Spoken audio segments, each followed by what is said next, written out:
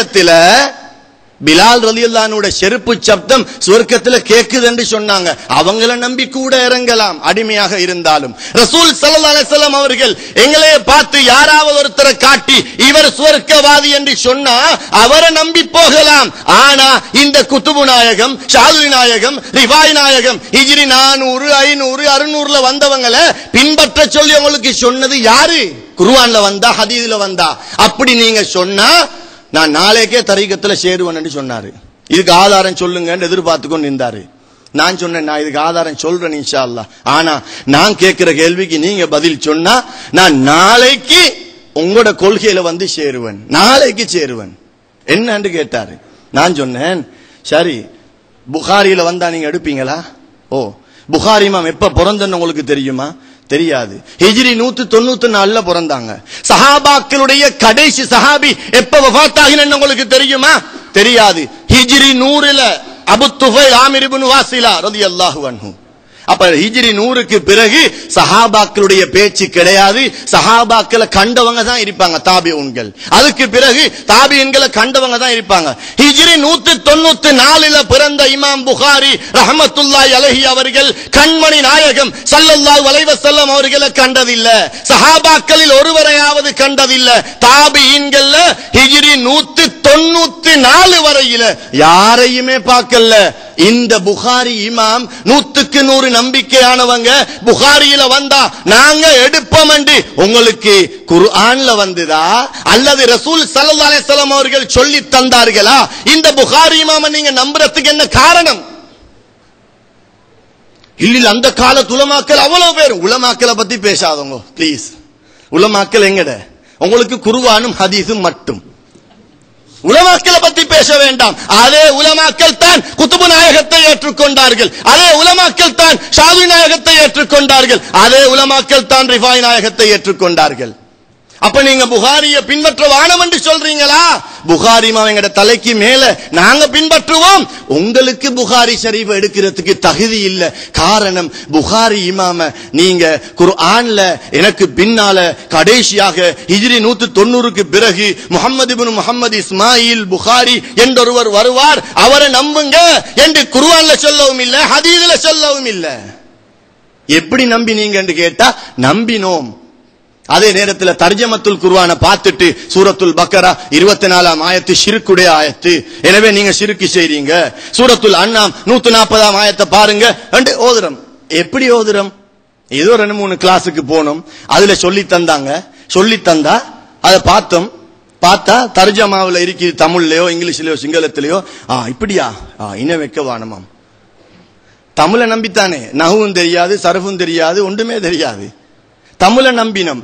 இந்தியாவிலிருந்து வந்த மௌலித ஓதேலா, இந்தியாவிலிருந்து வந்த ராத்திப ஓதேலா, இந்தியாவிலிருந்து குர்ஆனுக்கு தர்ஜமத்துல் குர்ஆன்ல விளக்கம் கொடுத்த தமிழ நாங்க அறிவில்லாம நம்பிவிட்டோம். ஆனா ஷாஃபி இமாம நம்ப இயலாது, குத்துபு நாயகத்தை நம்ப இயலாது, ஷாதுலி நாயகத்தை நம்ப இயலாது. வல்லாஹி சொல்லுகிறேன், வுதுவோடு சொல்லுகிறேன், அல்லாஹ் மீது ஆணையாக யாரையும் தாக்குற நோக்கம் என்ற கல்புல கிடையாது. அப்படி இருந்தால் அல்லாஹ் எனக்கு தண்டனை தருவான். திருந்த வேண்டும். தரீக்கத்தில் உள்ள உலமாக்கள் என்ன அநியாயம் செஞ்சாங்க? தரீக்கத்தில் உள்ள சூஃபியாக்கள் என்ன பாவம் செஞ்சாங்க? நாங்க வெச்ச ஹலரா கல்புக்கு எவ்வளவு ராகத்தா இருந்தது. வீட்டுல படம் பார்த்து கொண்டிருக்கிறாங்க, பாட்டு கேட்டுக்கொண்டிருக்கிறாங்க, பாவத்தை சம்பாதித்துக் கொண்டிருக்கிறாங்க, ஊர்வலாய் பேசிக் கொண்டிருக்கிறாங்க. எல்லாரும் ஒன்று சேர்ந்தோம். வேறுத்து வடியது விளங்குது இல்ல, வேறுத்து வடிய வடிய சாப்பாட்டுக்காக காத்து கொண்டிருந்தோம் என்றிருந்தா வீட்டில் எல்லாம் பஞ்சமா? எல்லாரும் பணம் இல்லாதவர்களா, தொழில் இல்லாதவர்களா, மிஸ்கீன்களா, ஏழைகளா, பிச்சைக்காரர்களா? எல்லோருக்கும் அல்லாஹ் ரிஸ்கை அளந்து வைத்திருக்கிறான். எல்லோரும் நல்ல பணம் செல்வத்தோடு வாழக்கூடியவர்கள். கஷ்டம் கடன் இருந்தாலும் சாப்பாட்டில் அல்லாஹ் எங்களுக்கு குறை வைக்கல. ஏன் வந்தோம்?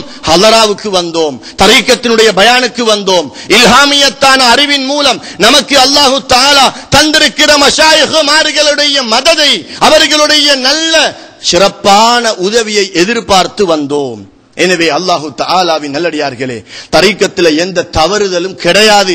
எங்கட பஹஜி ஹஜ்ரத் அவங்க சொன்ன மாதிரி என்னமோ நாங்க தெரியாம தவறுகள் செய்யறோம், பாவம் செய்யறோம், கீபத்து பேசுறோம், தொழாம இருக்கிறோம், அல்லது ஏதோ தாய் தகப்பனை நோவிக்கிறோம், அல்லது கஞ்சத்தனத்தோட இருக்கிறோம். அப்படிப்பட்ட தவறுகள் இருந்தால் அதிலிருந்து உடனடியாக தௌபா செய்து நாங்க நல்லடியார்களாக மாறக்கூடிய அமைப்புல நாங்க மதுஹபுடைய 4 இமாம்களை ஏற்றுக்கொண்டு அதுக்கு பின்னால வந்த இமாம் புகாரி ரஹ்மத்துல்லாஹி அலைஹி அவர்கள் முதல் முஹத்திஸீன்கள் அவ்வளவு பேரையும் ஏற்றுக்கொண்டு விசேஷமாக நமது உயிரிலும் மேலான கண்மணி நாயகம் முஹம்மது முஸ்தபா ஸல்லல்லாஹு அலைஹி வஸல்லம் அவர்களுடைய மஹப்பத்தின் மூலமாக எங்களுடைய முழு உலகத்தினுடைய வாழ்க்கையையும் அமைத்து மௌத்தாக கூடிய நேரத்தில் லா இலாஹ இல்லல்லாஹ் முஹம்மதுர் ரசூலுல்லாஹ் ஸல்லல்லாஹு அலைஹி வஸல்லம் என்ற கலிமாவோடு நமது கண்மணி நாயகம் ஸல்லல்லாஹு அலைஹி வஸல்லம் அவர்களுடைய சங்கையான திருமுகத்தை பார்த்து கொண்டே எங்கட ரூஹ் பிரியக்கூடிய பாக்கியத்தை வல்ல நாயன் அல்லாஹ் எங்கள் அனைவர்களுக்கும் தந்தருள் பாலிப்பானாக. யா அல்லாஹ் எமது பாவங்கள் அனைத்தையும் மன்னித் தருள்வாயாக. எமது தாய் தந்தையினர்கள், மனைவி மக்கள், உஸ்தாதுமார்கள், ஆசிரியர்மார்கள், இந்த இடத்திலே குழுமி இருக்கக்கூடிய எல்லா ஆண்கள், பெண்கள், பெரியவர்கள், சிறுவர்கள் அனைவர்களுடைய ஹாஜத்துகள் அனைத்தையும் நிறைவேற்றி வைப்பாயாக. யா அல்லாஹ் இந்த இடத்திலே நாங்கள் விசேஷமாக 10 நாட்களாக நாங்கள் கொண்டாடி வந்த அல் குத்துபுல் அக்பர் வல் கௌதுல் அஷ்ஹர் சையதுனா ஷேக் அபுல் ஹசன் அலியுனி ஷாதுலி ரலியல்லாஹு தஆலா அன்ஹு அவர்களுடைய நற்குணங்களை எடுத்து நடக்கக்கூடியவர்களாகவும், அவர்களை முஹப்பத் வைக்கக்கூடியவர்களாகவும், அவர்களை பின்பற்றக்கூடியவர்களாகவும், அவர்களுடைய தர்பியத்துன் நலர் என்னும் அவர்களுடைய ரஹமத்துடைய பார்வை எங்கள் மீது படக்கூடியவர்களாகவும் எங்களை நீ ஆக்கி அருள்வாயாக. யா அல்லாஹ் யார் யாருக்கெல்லாம் பிள்ளை பாக்கியம் இல்லையோ அவர்கள் அனைவர்களுக்கும் நல்ல சாலிஹான அழகான குழந்தைகளை கொடுப்பாயாக.